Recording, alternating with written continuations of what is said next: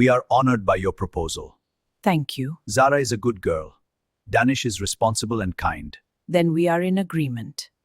Zara, beta, I have news. Your father has arranged your marriage. The boy is a good match. He is from a respected family. You will be happy, I promise.